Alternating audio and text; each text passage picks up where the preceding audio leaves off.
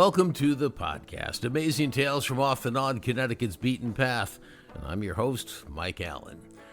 Some of the most important developments that have facilitated our ability to fly, or the aerospace industry, have been invented, developed, and manufactured right here in Connecticut. From the very first helicopter at Sikorsky Aircraft to simply the world's best jet engines made by Pratt & Whitney in East Hartford, and some would even argue the first powered flight even before the Wright brothers by Gustav Whitehead. Well, nobody knows more about Connecticut's contributions to the field of aerospace quite as well as Nick Hurley. He's the curator of the New England Air Museum in Windsor Locks, one of Connecticut's standout jewels. And he's our guest for this episode. And now, Aerospace is Connecticut's middle name. I'm Kathy Hermes with Connecticut Explored magazine. In print and in our podcast, Grating the Nutmeg, we bring you fresh, fascinating, and inspiring stories of the people and places in Connecticut. If you're a regular listener to Amazing Tales, we know you'll love our podcast. Interviews with authors, historians, and changemakers, co-hosted by the State Historian Emeritus and the publishers of Connecticut Explored. Available wherever you get your podcasts and at ctexplored.org. Check it out. Let's face it, when you think of Connecticut, the first thing that pops into your head, well, it's not visions of jet engines, helicopters, sophisticated electronics to guide air traffic, and other aerospace components, but Connecticut has been an unbelievably critical contributor to the aerospace industry, both military and civilian, over the past 125 years now. When I talk to people about how much money Connecticut makes off the military-industrial complex, they're shocked to hear the figure. It's 8% of the GDP, which is a huge amount. If you look at the average state, it's less than 3%. But Connecticut rakes in $15 billion a year from the Pentagon. That puts it number 7 of the 50 states in terms of the amount of money coming from the defense industry annually. Now, to be fair, part of that money, and a good part of it, has nothing to do with aerospace. It's General Dynamics Electric Boat Shipyard in Groton, which is one of only 2 sites in the U.S. where nuclear-powered subs are built. But on the aerospace side of the equation, it is very, very significant. We have helicopters built by Lockheed Martin, formerly Sikorsky Aircraft in Stratford, and jet engines pouring out of Pratt & Whitney in East Hartford. And there are literally hundreds and hundreds of other firms that support the aerospace sector, and some of them big names like Common Helicopters, Raytheon, which acquired United Technologies, Northrop Grumman, Collins Aerospace, many, many more, and I don't mean to offend anybody by leaving them out. Why does Connecticut have this concentration of aerospace companies? Well, it's a question that's been pondered by a gentleman named Nick Hurley. He's a historian by academic training, and he's also the curator of the New England Air Museum in Windsor Locks. It's one of the premier museums for aircraft in this country. You always take it back to why are they here? And I'm just interested to get your thoughts on that. Why are all those companies here? New England was the first region to be really heavily settled, and you saw this gradual shift from farming to survive towards people that were entering the manufacturing realm because, number one, there was less space available for these large farms in New England. Number two, you had the American West and Midwest starting to really be explored and settled. Everything started in New England, so it's a natural sort of byproduct that industry is going to start up in New England as well. The infrastructure was in place to a certain extent. With that really solid foundation, you have folks like Frederick Rentschler who take an interest in wanting to produce a reliable aircraft engine. He uses his social network to network with certain businessmen out in Ohio. That eventually leads him here to Hartford, Connecticut. He partners with Pratt & Whitney Machine Tool and forms the Pratt & Whitney Aircraft Company. That's the thread that carries us through to the development of a lot of these aviation companies, Sikorsky, Hamilton Standard, Pratt & Whitney, and a lot of these industries were based in Connecticut because that original seed of Pratt & Whitney being started in East Hartford, building a manufacturing facility, it's almost this gravitational pull. Once they're established, it makes a lot of practical sense to have your subsidiaries kind of in one area. From there, things just really continue to develop. Connecticut, I think, is also somewhat unique in the fact that it has, it doesn't have a Boeing type of facility where it's producing airplanes per se, but it does have Sikorsky, where they actually make helicopters in Stratford on the banks of the Housatonic River. And of course, they have all these engines being drummed out at Pratt & Whitney in East Hartford. And I don't mean to offend anybody else. There's so much that goes on in this state, but let's just talk about those two for a second and how important they are to the aerospace industry. Oh, absolutely. They have been important really since their inception. And I think the common thread you see in both of those companies is leadership that is willing to innovate and be flexible and adapt to the changing times. So if you look at Pratt & Whitney, for example, Frederick Rentschler was very sort of forward thinking. He came out of his military service in World War I and was convinced that future aircraft were going to need a more reliable and a lighter aircraft engine. Not everybody thought the same as he did, but he was able to leverage his business contacts to produce, what would become the R-1340 Wasp in 1926. That launched a whole line of incredibly successful aircraft engines. A very, very large number of the aircraft that you would see were powered by Pratt & Whitney engines. Just like Pratt & Whitney engines powered a lot of the combat aircraft of World War II, you see a lot of Pratt & Whitney engines still today even that are powering civilian airliners. Sikorsky did not start out working on helicopters. He designed a great number of multi-engine seaplanes. But when those really didn't pan out, he did really go heavily into helicopter production. The first successful helicopter flown in the United States. By getting his foot in the door very, very early and sort of laying the groundwork for what a successful production helicopter looks like, they were able to sort of maintain that firm grip on helicopter production. And if you look back through history and up through the present day, many of the other helicopters that you've seen in the last 60 to 75 years, they carry the name Sikorsky. I want to talk about a guy named Gustav Whitehead. And, when you talk about the history of aviation in Connecticut, this name keeps popping up. And there's this legendary newspaper article from August of 1901 where the reporter claimed to be an eyewitness to Whitehead flying. And it's taken on sort of a culture all to itself of this fan base who says actually Whitehead was the first one to power flight and that he did this right outside Bridgeport in 1901. I always look at the Smithsonian, which has done quite a investigative look at it and said actually they're giving that title to the Wright brothers and not to Whitehead. With the Air Museum, how does this sort of square out since you are based in Connecticut? There are countless people that claim to have flown before the Wright brothers in December 1903. I think Whitehead is such a popular topic because of its very local connection. This was a Connecticut resident who claimed to have done this in Connecticut in 1901, a full 2 years before the Wright brothers. I think that's why it comes up, why Whitehead in particular comes up so frequently, in our neck of the woods. The way the museum has really approached this is, regardless of the first flight claims, he was a tireless innovator, inventor. Some of his designs were somewhat successful, some were complete failures. The fact that he was so tireless in his efforts to improve the sort of industry and the art of aviation, that alone earns him a place as an aviation pioneer. In terms of the first flight claims, really what we look at here is hard, verifiable evidence. The Wright brothers did something very important when they made their flight attempts. They had witnesses, but they also had the means to photograph and record what they were doing. That's just something that doesn't exist for the Whitehead claims. There's a purported photograph that has been debunked several times that claimed to show Whitehead in flight, but beyond that, there has not been any discovered photographic or video evidence that shows any Whitehead aircraft in flight. And so in the absence of that, you really fall back on, okay, well, is this a verified claim? And the evidence just is not there. Now let's take a stroll a little bit further back in time, and you're a historian, so you'll appreciate this. We'll go back to the 1800s for a second.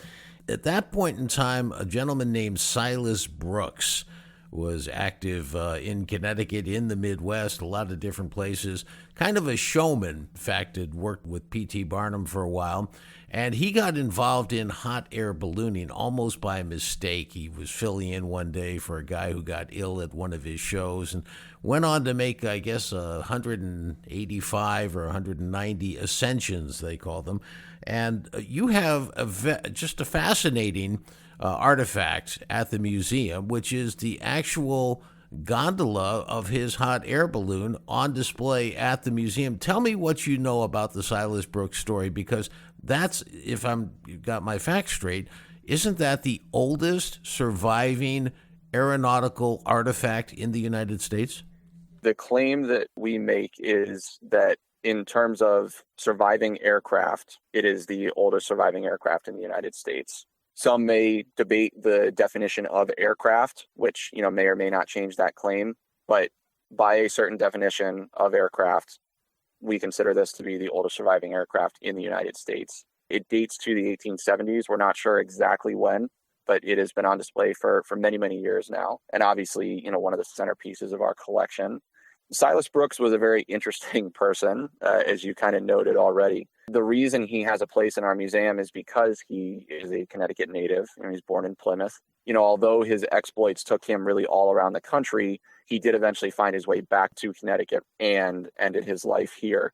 He is, again, another very, famous name in terms of early aviation pioneers. Hot air ballooning was not for the faint of heart, especially back in that time period when technology was far less advanced, balloons were far less reliable. It took a certain kind of person to want to undertake that.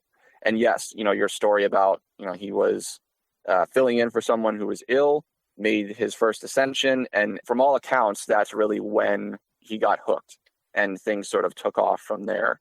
Another really sort of famous aspect of his life is his brush with Samuel Colt. He approached Colt in Hartford and basically pitched doing an ascension. And then, again, his career took him all around the Midwest and eventually led him back here. But the sad part about Silas Brooks, which I don't think gets as much mention, once he sort of came back here, he sort of faded into obscurity. He stopped ballooning. His last ascension in 1894 was actually in Hartford at Bushnell Park. He was about 70 years old, and it just barely got off the ground. Eventually, it did get high enough. It sort of floated around, caught up in the branches of a tree, landed on the roof of a home nearby, and he had to be cut loose. So it was a very sort of sad ending to a career that was otherwise really interesting and very successful. But, as far as we can tell in the historical record, this ascension in 1894 was his last. Wow. You talk about sad flying stories, and of course, the name Amelia Earhart comes to mind. You have what I think is a fascinating exhibit, which is the exact plane, not obviously, they haven't found the plane she went down in, but it's an exact replica of the plane that she was flying, and it's a lot bigger than I thought it was. But tell me that whole side of the story. Yes. So our Lockheed Electra is just a few serial numbers away from Amelia Earhart's aircraft. And obviously hers was pretty, significantly modified for her, around the world flight. But yes, the base model was a Lockheed Electra, just like we have here. What really strikes me about that aircraft, I picture trying to fly across the Pacific in this aircraft. And it's really actually quite a cramped cockpit when you get in there. I'm somewhat of a taller person, so I think it's exacerbated for me.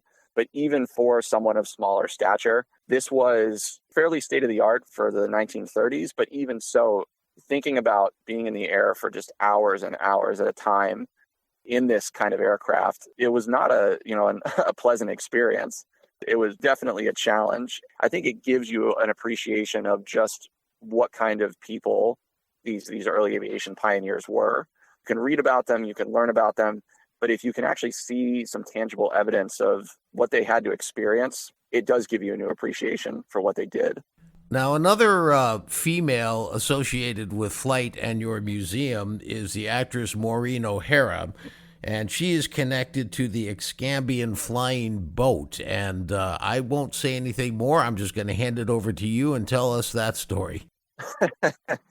Yeah, that's quite a story. The Excambian flying boat, manufactured by Sikorsky, it was one of 3 VS-44 Alphas built, and it is the only one that survives to this day. It was built in the late 30s as part of a bid for a Navy contract. Sikorsky did not end up winning the contract, but eventually, when the war broke out a few years later, all 3 of his flying boats were impressed into service. Post-war, the 2 surviving VS-44s were put into civilian service and eventually found itself owned by Antilles Airboats, which was led by Charles Blair. Blair was the test pilot for Sikorsky back in the 30s. When he passed away, his wife, Maureen O'Hara, really, had no need for this aircraft. She was persuaded to donate the aircraft to the National Naval Aviation Museum in Pensacola, Florida. And Pensacola did not have the space or resources to undertake a restoration of that size. So we were able to step in, bring the VS-44 north to Connecticut, specifically to Stratford, where it underwent a full restoration. The really interesting thing is that the restoration took place, just about 1,000 yards from where the aircraft was originally built in the 1930s. So it's about as close to a full circle story as you can get. And then once the restoration was complete, it was brought here to the museum. The finishing touches, so to speak, were done here at the museum once the aircraft was moved inside. And then when it was put on display and sort of rededicated, Maureen O'Hara was able to come here and be a part of the rededication.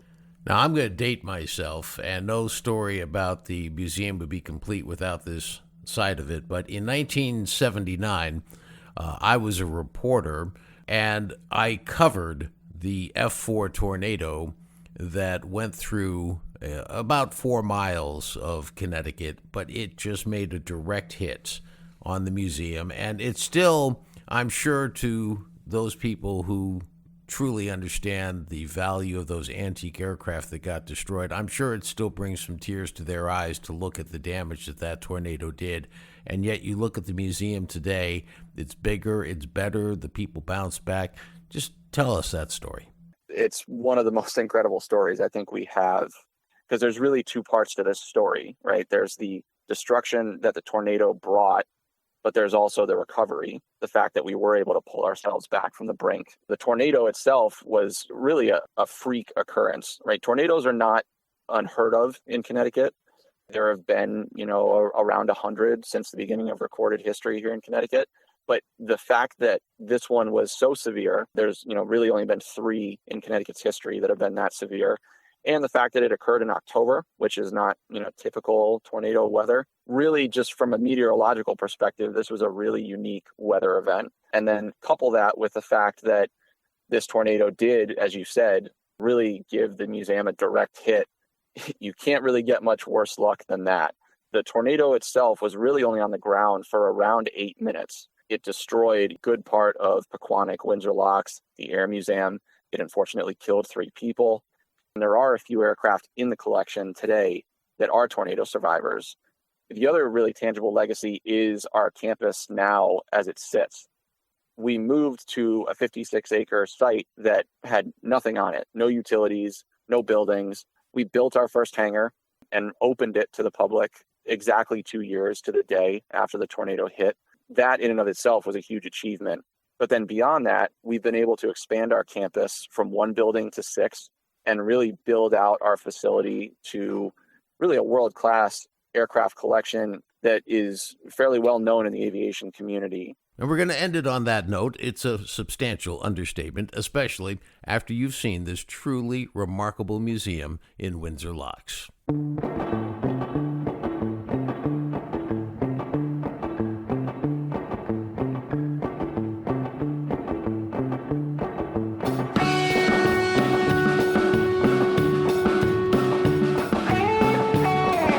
That wraps up this episode of Amazing Tales from Off and On Connecticut's Beaten Path. I cannot stress enough how remarkable the exhibits are at the New England Air Museum, located adjacent to Bradley International Airport in Windsor Locks. It's a complete flying experience. You'll love it. I want to thank my guest for this episode, Nick Hurley, the curator of the New England Air Museum. And if you'd like this show, I want to remind you to follow the podcast wherever you get your podcasts so you'll be notified when the next episode is launched. And please tell your family, your friends, your colleagues all about Amazing Tales. And if you want to be added to my newsletter, just drop me an email at amazingtalesct@gmail.com. Amazing Tales from Off and On Connecticut's Beaten Path is a production of True North Associates, LLC. This is Mike Allen. Be safe, and please stay healthy.